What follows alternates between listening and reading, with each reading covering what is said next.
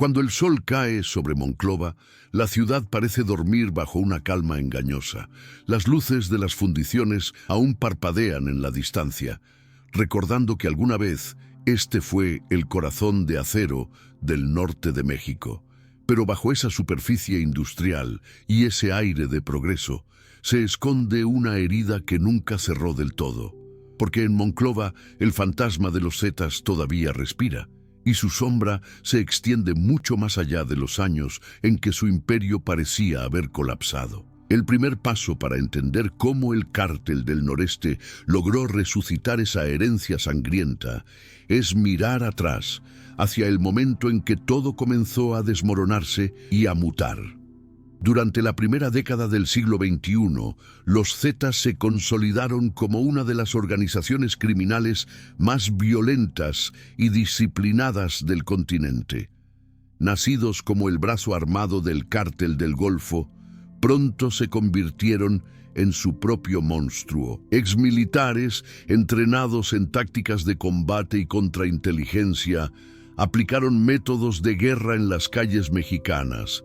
Su estructura jerárquica, su capacidad de infiltración institucional y su control sobre las rutas de tráfico los convirtieron en una maquinaria perfecta de terror.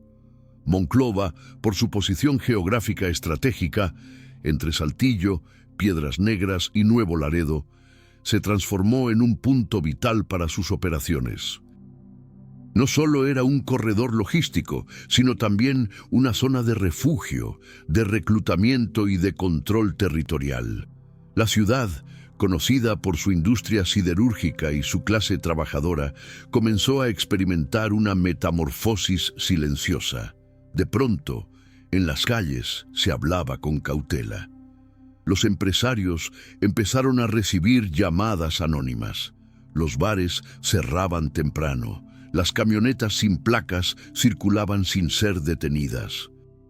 Los Zetas no solo dominaban el tráfico de drogas o el contrabando, sino que establecieron un régimen de miedo cotidiano. Cobros de piso, secuestros express, desapariciones y ejecuciones públicas. En el imaginario colectivo, el nombre Zeta dejó de ser una letra para convertirse en una advertencia. Nadie los veía, pero todos sabían que estaban ahí. Entre 2011 y 2013, tras la captura y muerte de varios líderes, entre ellos Heriberto Lascano, el Lasca, y la posterior caída de Miguel Ángel Treviño Morales, Z40, parecía que la organización se desmoronaba.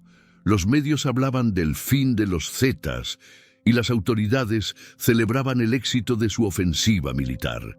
Pero en los pueblos y ciudades del norte, la gente sabía que la historia no había terminado. Porque cuando un cuerpo se pudre, las bacterias que lo devoran no mueren, se transforman. Y eso fue exactamente lo que ocurrió.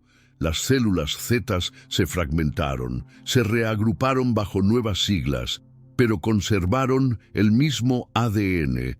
Violencia como mensaje, disciplina como estructura, miedo como moneda. En Monclova, esa transición fue especialmente visible. Las calles que habían sido territorio de los Zetas viejos, como los llamaban los locales, empezaron a ser patrulladas por hombres más jóvenes, más erráticos, más desafiantes. No eran exmilitares, sino jóvenes reclutados en los barrios marginados, sin oportunidades, sin futuro. Algunos ni siquiera habían conocido a los fundadores, pero crecieron escuchando sus historias. Los Zetas se habían convertido en leyenda urbana. Los hombres que humillaron al ejército, los que desafiaron al Estado, los que gobernaban con el miedo. Para muchos adolescentes, unirse a sus herederos era un acto de poder y pertenencia. Así nació la semilla de la siguiente generación, los hombres del Cártel del Noreste. Pero antes de la llegada oficial del CDN, Monclova vivió una especie de limbo criminal. Tras la caída de los principales mandos, varias facciones se disputaron la región. Remanentes del Golfo, pequeños grupos de Zetas, bandas locales y sicarios independientes. La violencia se volvió errática. Una semana había balaceras, la siguiente no pasaba nada. Sin embargo, algo permanecía constante: el miedo. La población había aprendido a sobrevivir en silencio. Las denuncias eran pocas, las autoridades miraban hacia otro lado y los medios locales apenas se atrevían a publicar lo que ocurría. Monclova se convirtió en un laboratorio de impunidad, donde la violencia podía reorganizarse sin que nadie la interrumpiera. Fue en ese vacío cuando el apellido Treviño volvió a escucharse. La familia que había dirigido a los Zetas no estaba acabada. Desde Tamaulipas, un nuevo líder comenzó a reagrupar a los antiguos operadores, a reconstruir la red de complicidades, a reactivar las rutas y los negocios.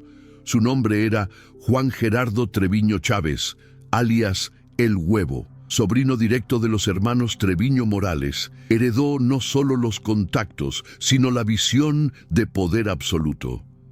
Entendió que el norte necesitaba una nueva bandera, un símbolo que reavivara el miedo y la lealtad.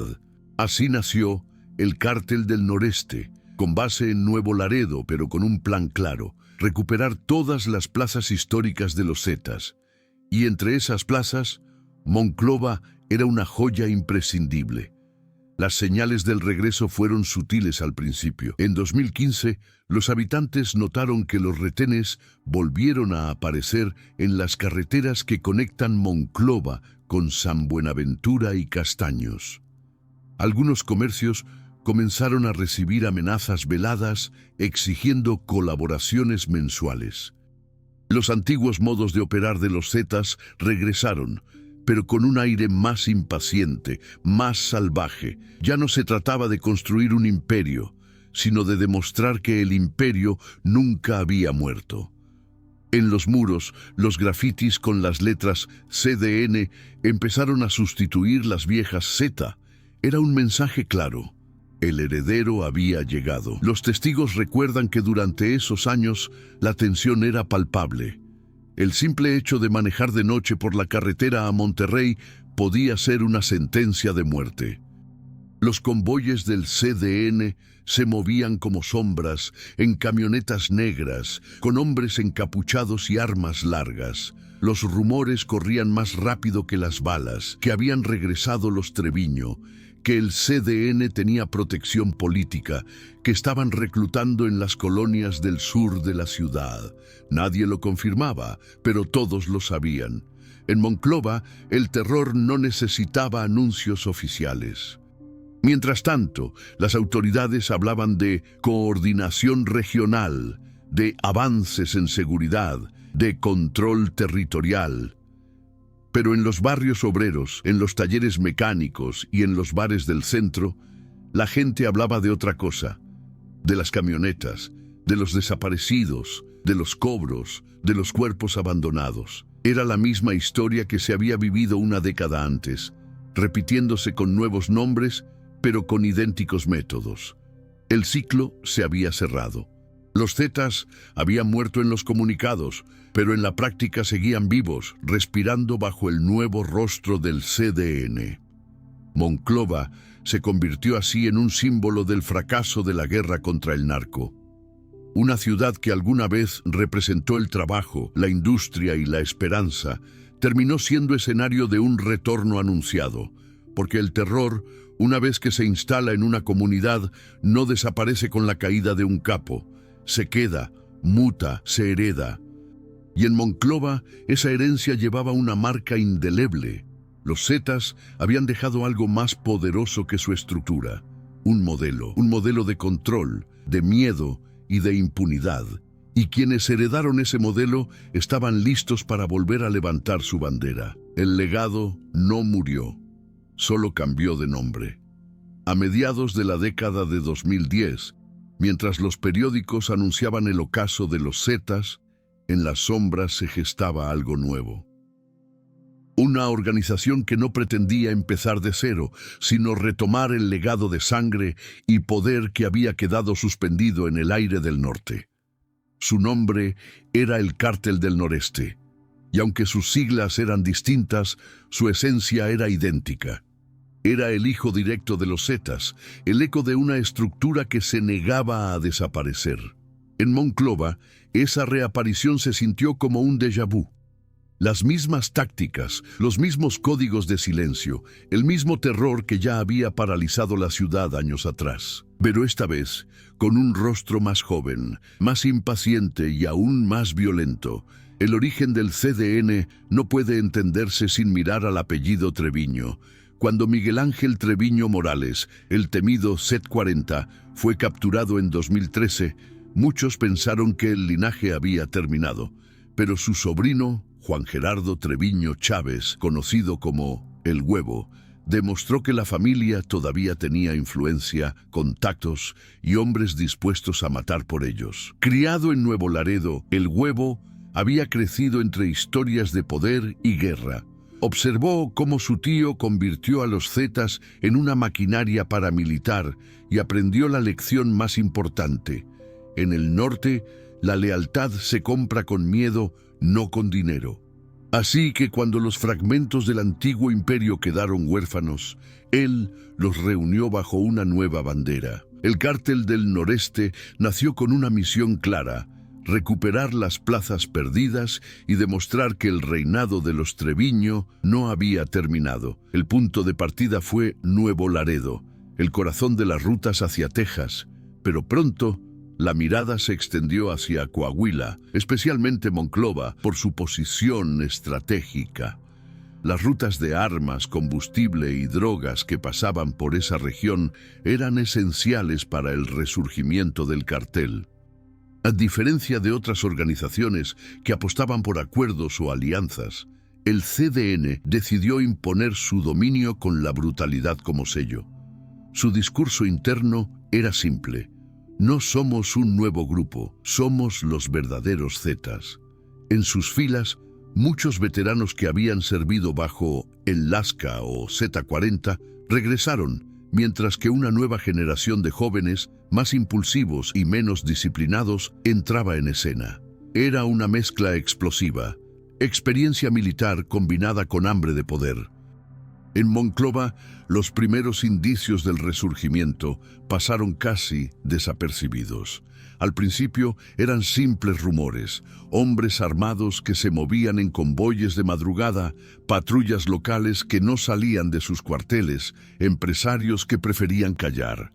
Pero en cuestión de meses, los signos se hicieron evidentes. El cobro de piso volvió a ser cotidiano, las desapariciones aumentaron y los cuerpos comenzaron a aparecer en los caminos rurales. No era necesario poner mantas o dejar mensajes. El silencio ya era suficiente para transmitir el mensaje. El CDN no necesitaba anunciar su regreso, bastaba con que todos lo sintieran. A nivel organizativo, el CDN copió la estructura Z, pero con ligeras adaptaciones. A diferencia de la compleja jerarquía militar de sus antecesores, El Huevo optó por un mando más vertical, concentrando el poder en un núcleo de confianza formado por familiares y antiguos operadores de los Treviño. Su círculo cercano controlaba la logística, las finanzas y la seguridad. Debajo de ellos, las células operativas se dividían por plaza y tenían autonomía táctica, siempre bajo la regla de oro: obedecer o morir. Monclova se convirtió en una de esas células clave, dirigida por hombres que conocían el terreno, las rutas y, sobre todo, las debilidades de las autoridades locales. Cada comandante tenía un número y una misión: asegurar el flujo de dinero y mantener el control por medio del terror. El reclutamiento fue otro de los pilares de su expansión. En las colonias más pobres de Monclova y en los municipios cercanos, el CDN comenzó a atraer jóvenes desempleados, ex policías y hasta ex soldados expulsados del ejército. Les ofrecían poder, dinero rápido y respeto. Las redes sociales se convirtieron en un canal inesperado de propaganda. Videos filtrados mostraban al CDN como una fuerza invencible, con convoyes de camionetas blindadas, armamento pesado y disciplina de combate. Era el renacimiento del mito Z, adaptado a los nuevos tiempos. En las calles, los rumores decían que los del huevo no solo habían regresado, sino que estaban mejor equipados que nunca. El impacto fue inmediato. Las viejas rivalidades con el cártel del Golfo se reactivaron y Coahuila volvió a ser zona de guerra. En las carreteras entre Monclova y Sabinas, los enfrentamientos dejaron vehículos incendiados, decenas de desaparecidos y una sensación de guerra abierta. Pero mientras la prensa nacional miraba hacia Tamaulipas o Jalisco, el norte profundo ardía sin testigos. Monclova se convirtió en una trinchera silenciosa, donde la gente sobrevivía mirando al suelo y rezando para no cruzarse con la persona equivocada. En las noches, el rugido de las camionetas era el anuncio de que el CDN estaba patrullando. La diferencia entre los antiguos Zetas y el nuevo CDN era la impaciencia. Los primeros habían construido su poder a través del control sistemático. Los segundos buscaban resultados inmediatos. Su violencia era más caótica, más exhibicionista. Las ejecuciones públicas, los videos difundidos en redes y los mensajes con cuerpos desmembrados se multiplicaron. Era una guerra de psicología, una forma de mantener viva la reputación de invencibles. En Monclova, esa estrategia funcionó. Los comerciantes comenzaron a pagar sin discutir, los transportistas a cambiar rutas y los ciudadanos a callar. El miedo, otra vez, se convirtió en ley. Las autoridades intentaron negar la realidad.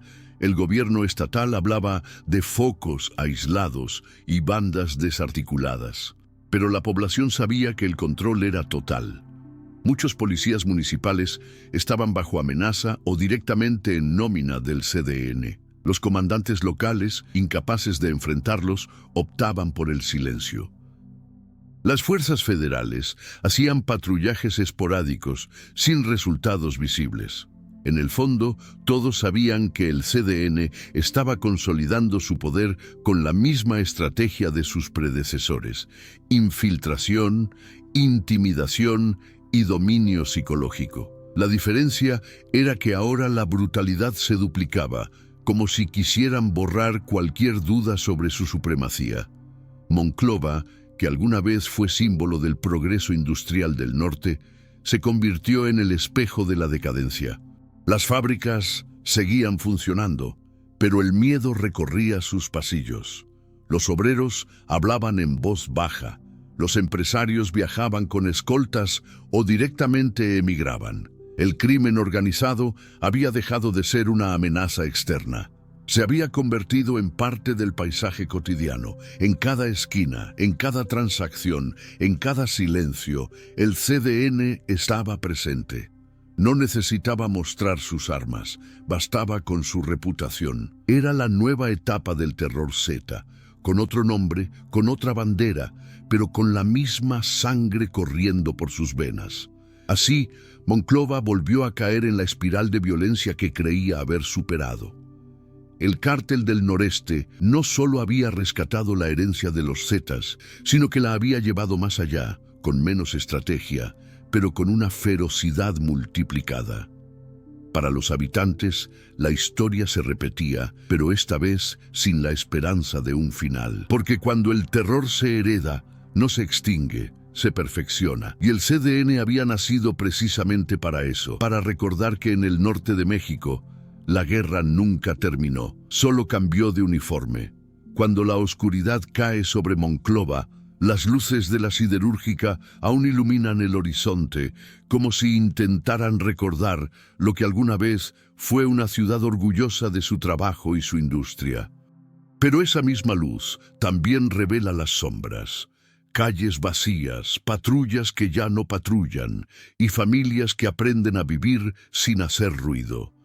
La violencia volvió, y con ella una memoria colectiva de terror que nunca se fue del todo. En el corazón del norte de Coahuila, el miedo volvió a tener nombre y apellido: el Cártel del Noreste. A partir de 2016, Monclova comenzó a experimentar una ola de violencia que para muchos habitantes fue el eco de los años más sangrientos de la era Z. Las ejecuciones regresaron a plena luz del día, los secuestros se multiplicaron y las extorsiones se convirtieron en un impuesto no declarado que todos debían pagar. El silencio se volvió una forma de sobrevivir. Los empresarios recibían llamadas con voz distorsionada pidiendo colaboración. Los taxistas sabían qué calles no debían cruzar. Los maestros aprendieron a ignorar los convoyes que pasaban frente a las escuelas. Era el regreso de un régimen invisible, pero absoluto. Monclova, que por décadas se había considerado un símbolo de estabilidad industrial, empezó a fracturarse desde dentro. El comercio cayó, la gente evitaba salir de noche y muchos pequeños negocios cerraron definitivamente. Las colonias populares se convirtieron en zonas sin presencia policial. Allí, el CDN impuso su ley. No necesitaban uniformes ni comunicados. Bastaba con una camioneta sin placas estacionada frente a una casa para que toda la cuadra entendiera el mensaje. Los Zetas habían gobernado con miedo. El CDN perfeccionó ese modelo, convirtiendo el miedo en una herramienta cotidiana, metódica, programada. Los reportes extraoficiales hablaban de enfrentamientos nocturnos, pero en la prensa local no aparecía nada. El gobierno estatal, presionado por mantener una imagen de control total, ordenó silencio mediático. Los periodistas que intentaban documentar los hechos recibían llamadas, amenazas o simplemente desaparecían de los periódicos. En las redacciones se decía con ironía amarga: si no lo publicamos, no existe. La autocensura se convirtió en otro signo de la guerra. Monclova quedó atrapada entre dos realidades: la oficial, que hablaba de paz, y la real, que se desangraba en silencio. Uno de los casos más emblemáticos fue el de un empresario local que desapareció tras negarse a pagar derecho de piso. Durante días, su familia buscó ayuda sin éxito. La policía estatal argumentó que, seguramente, se había ido por asuntos personales. Una semana después, su camioneta apareció calcinada a las afueras de Castaños, con un mensaje pintado en el parabrisas: así se paga la traición. Nadie reclamó el cuerpo, nadie preguntó. El miedo había impuesto un nuevo tipo de orden, uno donde el silencio era la única defensa. Los comerciantes comenzaron a organizarse en secreto, algunos pagando protección doble, una al CDN, otra a grupos rivales, solo para mantener las puertas abiertas. Los más valientes cerraron y emigraron al sur. Otros aprendieron a convivir con la violencia, a negociar con los hombres que llegaban con radios y rifles, a fingir normalidad frente a los hijos. La vida cotidiana se redujo a un conjunto de rutinas diseñadas para no llamar la atención. No mirar, no hablar, no preguntar. Mientras tanto, la policía local parecía desvanecerse. Muchos agentes renunciaron o pidieron traslado. Otros fueron vistos participando en convoyes sospechosos o escoltando vehículos que no pertenecían a ninguna corporación oficial. Los habitantes sabían que no podían distinguir entre criminales y autoridades. En algunos barrios, los retenes del CDN eran más frecuentes que los del propio gobierno. Los sicarios revisaban vehículos, identificaciones, teléfonos. Decidían quién pasaba y quién no. Era un control territorial absoluto, al estilo Z, pero con un cinismo renovado. Ya ni siquiera se ocultaban. Monclova vivió entonces una especie de asfixia colectiva.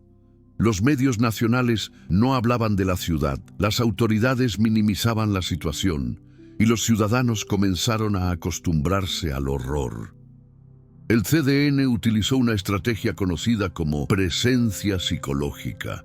No necesitaban masacres diarias, bastaban algunos actos de violencia calculada, un cuerpo colgado, una ejecución filmada, un mensaje en redes para mantener el control. El terror se volvió un rumor, un código invisible que todos entendían. A nivel económico, el impacto fue devastador. El flujo de capital industrial disminuyó y la desconfianza internacional creció. Inversionistas retiraron proyectos, temiendo que la inseguridad afectara las cadenas de suministro. Las siderúrgicas reportaron pérdidas y reducción de personal. Pero más allá de los números, lo que se quebró fue la identidad de Monclova. Aquella ciudad orgullosa, trabajadora, disciplinada, comenzó a sentir vergüenza y miedo. Las nuevas generaciones crecieron con la idea de que la violencia era parte natural de la vida. Los testimonios recogidos por periodistas independientes y organizaciones civiles muestran un patrón claro.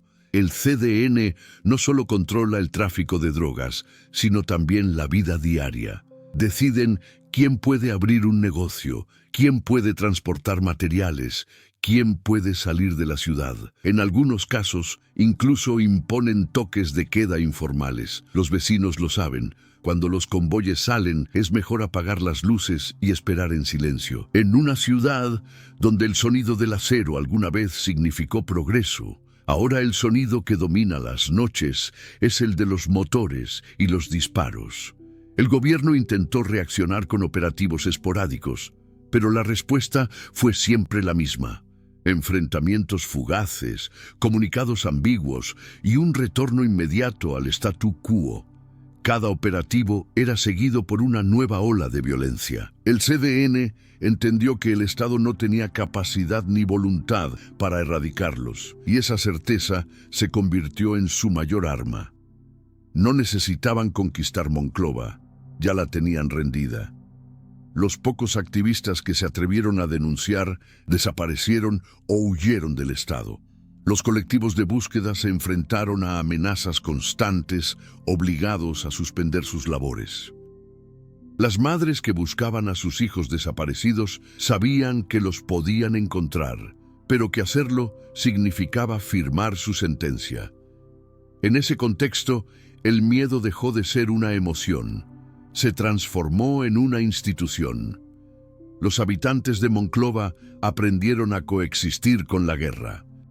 En los parques todavía juegan niños, las tiendas abren, los bares sirven cerveza, pero hay algo que nadie dice en voz alta, que debajo de esa aparente normalidad se esconde un orden criminal que regula cada aspecto de la vida.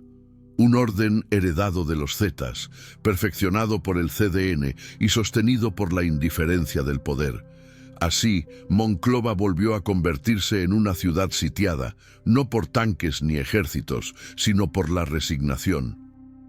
Cada noche, cuando el viento del desierto atraviesa las calles vacías, los habitantes saben que no están solos. Los hombres armados siguen ahí, vigilando, cobrando, esperando. Y aunque el gobierno diga que la paz ha vuelto, la gente sabe que el silencio no es paz, es miedo.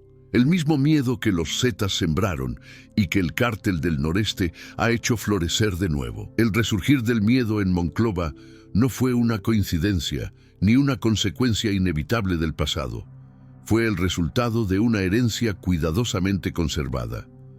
Una herencia que no se mide en dinero, sino en poder, en terror, en control. Los Zetas construyeron el molde. El CDN lo rellenó con sangre nueva. Y Monclova, una vez más, paga el precio de ser el punto donde la historia del crimen y la del Estado se cruzan y se confunden. Durante los años en que Monclova ardía bajo la sombra del cártel del noreste, el discurso oficial se mantuvo inmutable. Coahuila es un estado seguro, con control territorial y coordinación plena entre fuerzas de seguridad. Esa frase, repetida una y otra vez por funcionarios, gobernadores y portavoces, se convirtió en una especie de mantra institucional. Sin embargo, detrás de esas palabras, el miedo seguía gobernando las calles. Las cifras bajaban, pero los cuerpos seguían apareciendo. Las detenciones eran anunciadas con entusiasmo, pero nunca llegaban a los verdaderos responsables. Era un teatro bien ensayado, donde el Estado representaba la paz y los criminales interpretaban el papel de los fantasmas. Nadie quería admitirlo, pero en Monclova se había establecido una tregua tácita. El gobierno fingía controlar y el CDN fingía esconderse. A nivel político, la prioridad era mantener la imagen. Coahuila había sido durante años un ejemplo de estabilidad industrial en el norte del país. Reconocer que la violencia regresaba era aceptar un fracaso monumental. Por eso, los reportes de enfrentamientos eran sistemáticamente minimizados o clasificados como disputas entre bandas. Las autoridades locales, muchas veces con recursos limitados, se encontraban entre dos fuegos. Si actuaban con firmeza, corrían el riesgo de represalias. Si no hacían nada, eran acusadas de complicidad. La mayoría eligió la segunda opción. El silencio se convirtió en política pública. El gobierno estatal implementó operativos conjuntos con la Secretaría de la Defensa Nacional, pero los resultados eran, en el mejor de los casos, cosméticos. Se organizaban retenes, se hacían recorridos, se difundían fotografías de soldados y policías en convoyes por las calles, y luego, cuando las cámaras se apagaban, todo volvía a la normalidad. Los sicarios del CDN conocían perfectamente la rutina de los operativos. Sabían a qué hora entraban los federales y a qué hora se retiraban. Bastaba con desaparecer unas horas y luego retomar el control. La estrategia del Estado se volvió predecible, burocrática y sobre todo ineficaz. En las conferencias de prensa, los funcionarios hablaban de éxitos operativos y reducción de índices delictivos, mientras la población seguía viviendo bajo amenazas. El contraste era grotesco. Mientras el gobierno afirmaba que la paz había regresado, los vecinos seguían encontrando cuerpos en los baldíos. Las palabras oficiales comenzaron a tener un efecto perverso. En lugar de tranquilizar, provocaban indignación y desconfianza. Si dicen que no pasa nada, decía una comerciante del centro, es porque no quieren mirar. Esa distancia entre el discurso y la realidad marcó una de las etapas más oscuras en la historia moderna de Monclova. Dentro de las corporaciones policiales, la situación era aún más delicada. Muchos agentes fueron cooptados por el CDN mediante sobornos o amenazas. Otros, directamente, colaboraban con ellos. No era raro que una patrulla llegara a una colonia minutos antes de que comenzara un operativo del cartel, como si vinieran a despejar el terreno. La línea entre autoridad y criminal se volvió tan delgada que en muchos casos era imposible distinguir quién protegía a quién. Los mandos medios justificaban su pasividad, argumentando falta de recursos, pero la verdad era más cruda. Temían por su vida y por la de sus familias. En Monclova, enfrentarse al CDN significaba firmar una sentencia de muerte. El pacto de silencio no era nuevo. Venía desde los tiempos de los Zetas, cuando el Estado prefirió no confrontar de frente a cambio de cierta estabilidad. Los viejos acuerdos, transformados en lealtades personales, sobrevivieron al cambio de siglas. Algunos funcionarios locales sabían perfectamente quién mandaba, pero mientras el orden no se rompiera y la violencia no alcanzara niveles mediáticos, todo podía seguir igual. El problema es que el CDN no respetaba las reglas del viejo pacto. Su violencia era más imprevisible, su deseo de control más absoluto. Querían no solo las rutas y el dinero, sino también el poder de imponer miedo en la política. En las elecciones municipales, por ejemplo, se documentaron casos en los que candidatos fueron presionados para financiar campañas con dinero del cartel o para garantizar tranquilidad a cambio de concesiones. Los que se negaron desaparecieron de la contienda o, peor aún, del mapa. Los que aceptaron se convirtieron en piezas útiles de un engranaje de impunidad. En ese contexto, Monclova vivió una simulación casi perfecta. Instituciones que funcionaban solo en apariencia, policías que obedecían órdenes invisibles y una ciudadanía que aprendió a no confiar en nadie. La coordinación entre los diferentes niveles de gobierno tampoco ayudó. Mientras el Estado afirmaba que el problema estaba contenido, los municipios pedían apoyo y el gobierno federal priorizaba otras regiones más mediáticas. El CDN consolidó su control. Aprovechó la burocracia, la falta de comunicación y la indiferencia. Los operativos eran tan lentos como las denuncias. En muchos casos, cuando una patrulla llegaba a un punto de enfrentamiento, ya solo encontraba el humo y los casquillos. El crimen organizado se movía con inteligencia y anticipación. El papel de los medios de comunicación fue otra muestra de la manipulación institucional. Las redacciones locales recibían llamadas directas de funcionarios que pedían no alarmar a la población. Algunas notas eran editadas, otras simplemente desaparecían. Los periodistas que insistían en cubrir la violencia eran desplazados o, en el peor de los casos, amenazados. Así, el silencio se convirtió en una estrategia de gobernabilidad. Monclova se transformó en una ciudad donde la violencia se conocía de boca en boca, no en los titulares. Era una guerra sin cobertura, una tragedia sin testigos. Sin embargo, no todo fue omisión. También hubo pactos deliberados. Testimonios de expolicías y exfuncionarios revelan que en ciertos momentos se establecieron acuerdos informales con mandos del CDN para evitar derramamiento innecesario de sangre. En otras palabras, el Estado aceptó una paz impuesta por el crimen, una paz condicionada a no interferir.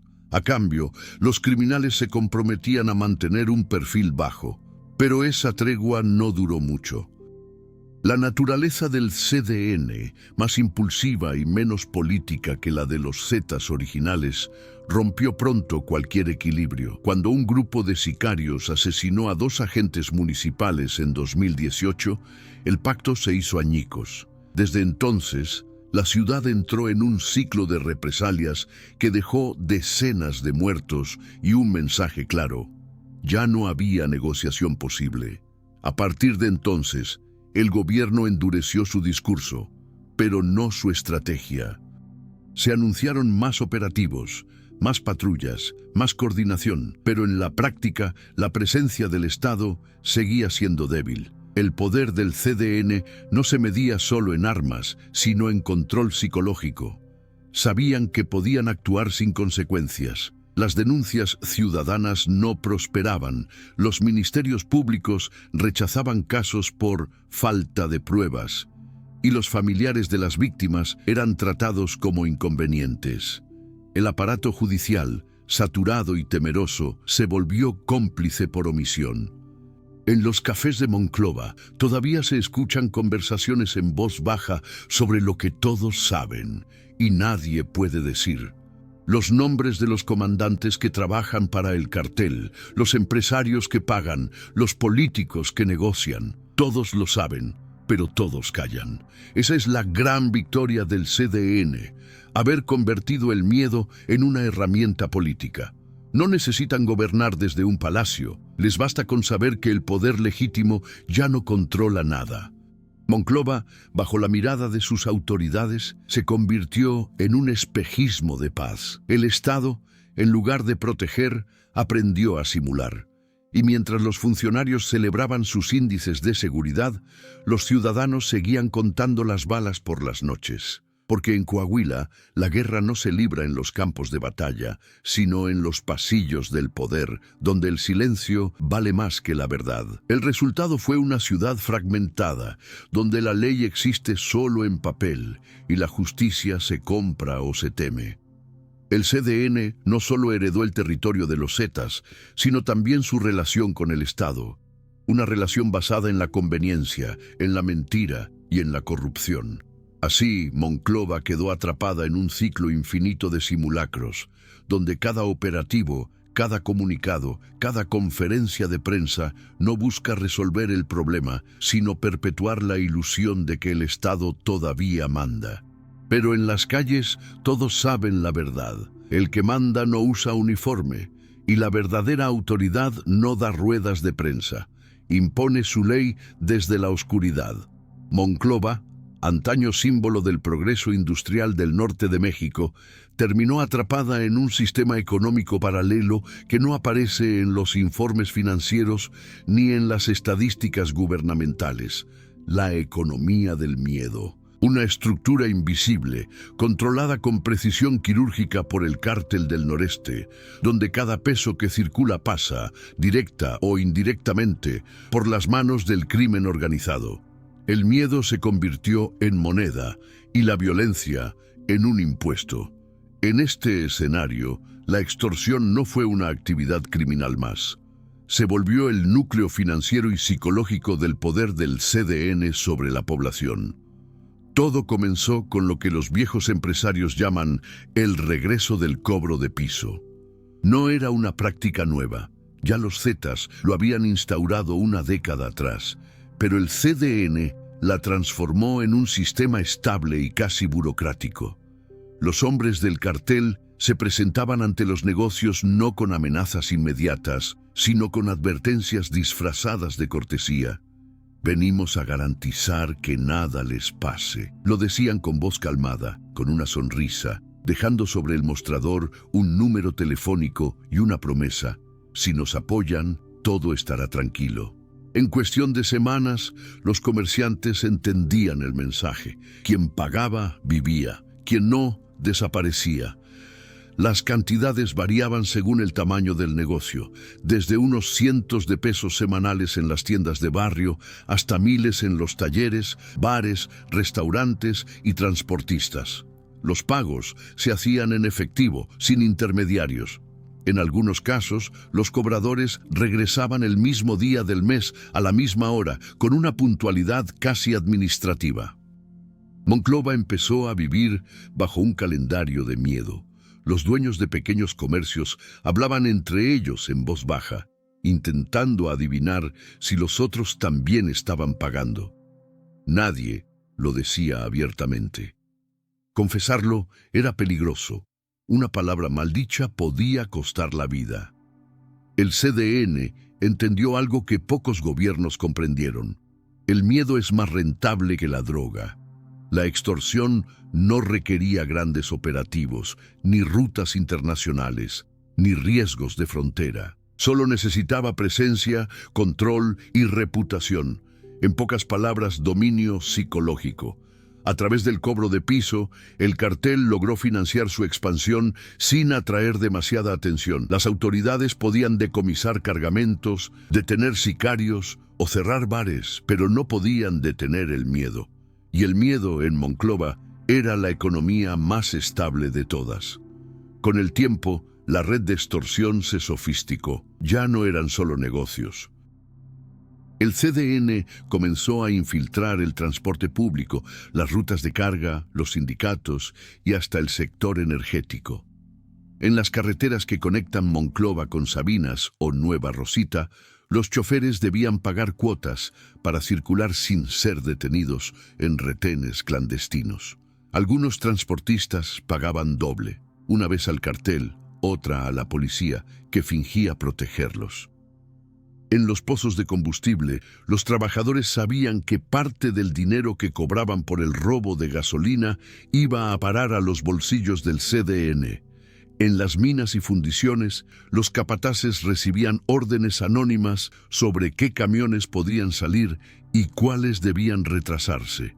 Era un control total del flujo económico, desde el acero hasta el pan. Pero la extorsión no solo generaba dinero, también consolidaba el dominio social. El miedo se convirtió en una herramienta de disciplina colectiva. Quien pagaba no solo compraba seguridad, sino también una especie de lealtad forzada.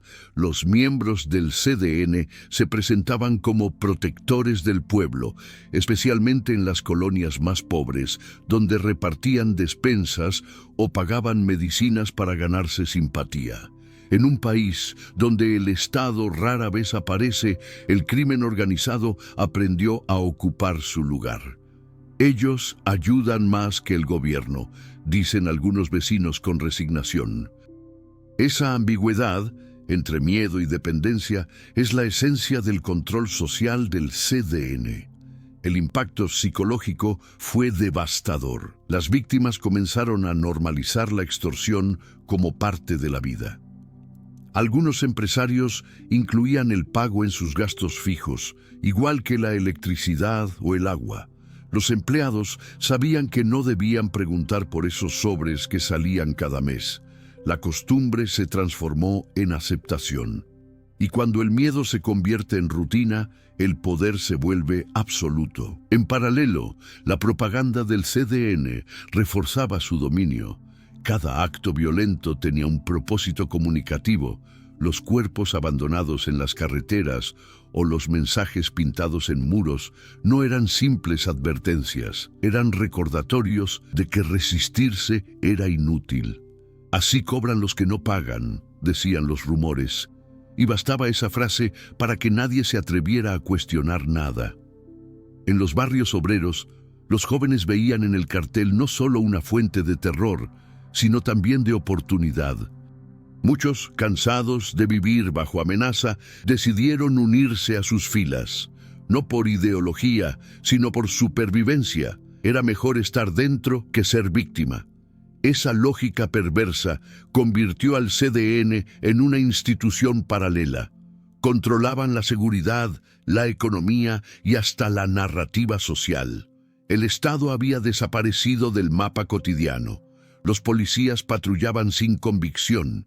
Los jueces evitaban casos relacionados con crimen organizado y los funcionarios fingían no saber. En su lugar, los cobradores del cartel se convirtieron en una autoridad tangible, visible, efectiva. Si tienes un problema, háblales a ellos, no a la policía, se escuchaba en las calles. Y la frase, aunque brutal, describía una realidad. El crimen ofrecía respuestas rápidas, aunque fueran violentas. La violencia del CDN, sin embargo, no era solo económica, era simbólica. Cada negocio incendiado, cada comerciante ejecutado, era una forma de reforzar el control emocional.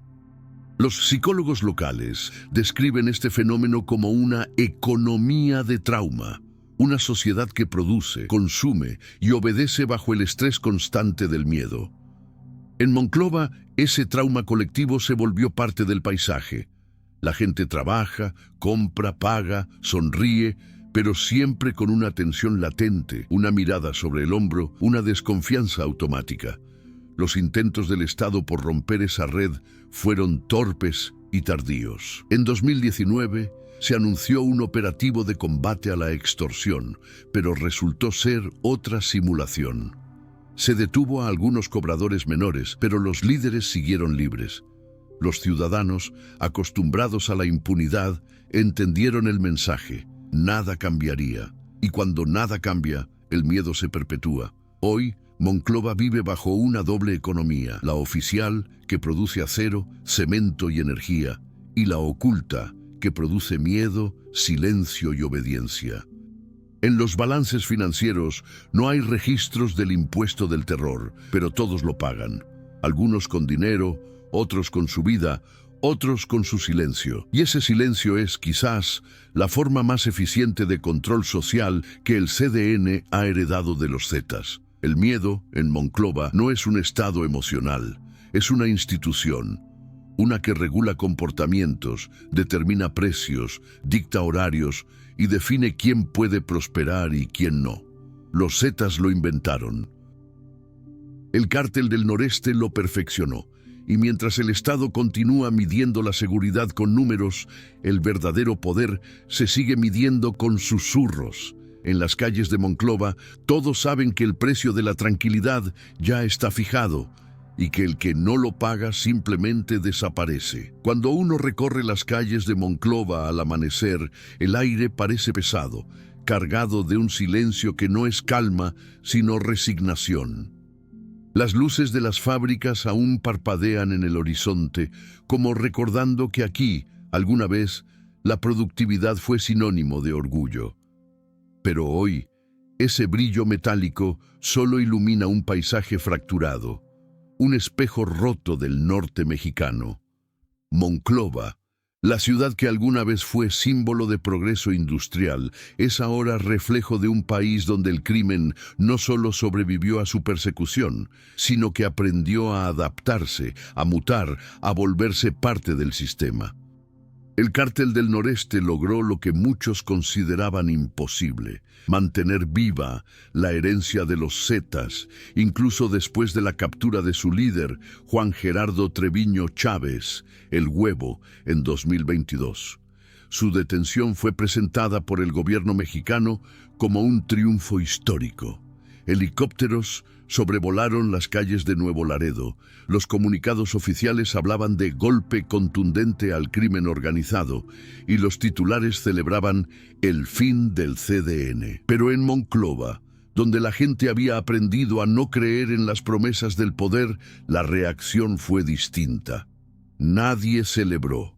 Nadie salió a las calles. La ciudad sabía que la cabeza podía caer, pero el cuerpo seguiría moviéndose. Y así fue.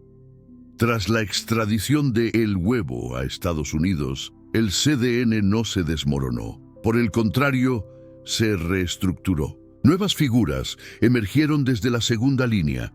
Operadores jóvenes que crecieron bajo su mando y heredaron no solo sus contactos, sino su brutalidad. En lugar de fragmentarse, el cartel reforzó su presencia en Coahuila, Zacatecas y Nuevo León, estableciendo un sistema descentralizado de células que operan con autonomía, pero bajo los mismos principios: control territorial, miedo colectivo y negocios diversificados. En otras palabras, la organización aprendió de sus errores. En Monclova, esa transformación fue evidente. Las operaciones se volvieron más discretas, menos espectaculares. Ya no era necesario colgar mantas o mostrar cuerpos en los puentes. El mensaje estaba claro desde hacía años. El CDN entendió que el verdadero poder no está en las balas que se disparan, sino en las que no se necesitan. Su dominio se volvió silencioso, casi administrativo. Cada zona, cada colonia, cada negocio tenía un responsable. Las órdenes circulaban por teléfonos encriptados, las entregas se coordinaban por códigos simples y los pagos fluían sin interrupciones. Era un modelo de organización que recordaba a una empresa: jerarquías, objetivos, disciplina. Pero con un detalle crucial: en esta empresa, el incumplimiento se paga con la vida. Mientras tanto, el gobierno estatal presumía reducción de homicidios y mejora en la percepción ciudadana. Las cifras mostraban menos enfrentamientos, menos ejecuciones visibles, pero en la práctica lo que había disminuido no era la violencia, sino su visibilidad. Las muertes se escondían bajo otras causas, las denuncias no se registraban, las familias aprendieron a no insistir. Monclova entró en una etapa de paz estadística, donde el miedo seguía gobernando, pero ya sin ruido. Era la paz de los cementerios, la calma del silencio impuesto. El futuro del CDN parece seguir el camino de sus antecesores, pero con una estrategia más fría. A diferencia de los Zetas, que se caracterizaron por su teatralidad bélica, el CDN actual prefiere la eficiencia discreta. Ha diversificado sus fuentes de ingreso: tráfico de drogas, robo de combustible, control de migrantes, minería ilegal y extorsión industrial. Monclova, con su ubicación estratégica y su infraestructura logística, sigue siendo una pieza clave de esa red. No es solo una plaza, es un punto neurálgico en el mapa del norte, donde convergen rutas hacia Estados Unidos, el Golfo y el centro del país. Sin embargo, hay algo que diferencia al presente del pasado: la aceptación social. El CDN ya no necesita imponerse a balazos. En muchos sectores, su presencia se percibe como inevitable, incluso necesaria. En las colonias obreras, algunos lo ven como un mal organizado, capaz de mantener un tipo de orden que el Estado no garantiza. En los barrios industriales, los empresarios pagan con resignación, convencidos de que es mejor tener un solo enemigo que varios. Así, el cartel ha logrado algo más profundo que el control territorial, el control emocional. La gente ya no sueña con que desaparezca, solo desea que no cambie demasiado, que no empeore. Ese conformismo, esa anestesia social, es el triunfo más oscuro del cártel del noreste. No necesitó ganar una guerra para gobernar. Simplemente esperó a que la sociedad se acostumbrara. Y Monclova, como muchas otras ciudades del norte, terminó reflejando ese nuevo modelo criminal. Un poder invisible pero omnipresente que regula la vida diaria desde la sombra. Mientras tanto, en las esferas del poder político, la narrativa sigue siendo la misma. Se habla de avances, de coordinación interinstitucional, de inversión extranjera, pero los habitantes saben que todo eso ocurre sobre una base podrida. Porque el crimen no solo se infiltró en las calles, también lo hizo en las instituciones, en los contratos, en las elecciones. Cada nivel de autoridad tiene su propio modo de pactar con la realidad. Unos con dinero, otros con silencio, y todos, de una u otra forma, con miedo. Los especialistas en seguridad advierten que el CDN no ha sido derrotado, solo ha cambiado de forma. Ahora opera como una red adaptable, menos visible, pero más difícil de erradicar. Su modelo no depende de un líder, sino de un sistema de lealtades locales que lo hacen resistente a las capturas. La caída de El Huevo fue apenas un golpe simbólico. El verdadero poder del cartel sigue en las calles, en los cobradores, en los halcones, en los empresarios que pagan, en los funcionarios que callan. Monclova, en ese sentido, no es una excepción, sino un espejo del norte entero, un territorio donde el Estado sobrevive, pero no gobierna. La pregunta ya no es si el CDN será derrotado, sino qué quedará de las ciudades cuando ese día llegue, porque el daño que deja la violencia no solo se mide en muertos, sino en las almas que aprenden a vivir sin esperanza. En Monclova, generaciones enteras crecieron sin conocer otra cosa que el miedo y la corrupción. Jóvenes que nunca vieron a un policía inspirar respeto, sino temor. Niños que aprendieron a distinguir el sonido de un convoy antes que el de un juego. Esa es la herencia real de los Zetas y su sucesor. Un país emocionalmente colonizado por el miedo. En los talleres y fábricas, algunos obreros aún recuerdan los años en que la ciudad olía a acero, no a pólvora. Dicen que todo empezó a cambiar cuando la gente dejó de creer que el Estado podía protegerlos. Hoy, mientras las máquinas rugen y los turnos se suceden, nadie menciona al cartel, pero todos saben que está ahí, vigilando, escuchando. La vida sigue. Sí, pero bajo un equilibrio frágil, sostenido por la costumbre y la amenaza. Monclova es, en el fondo, una metáfora del México contemporáneo. Un país que aprendió a convivir con sus verdugos. Un territorio donde la línea entre lo legal y lo criminal se borró hace tiempo. Y donde la paz se mide en la cantidad de días que transcurren sin disparos. Los Zetas fueron el inicio del infierno. El CDN.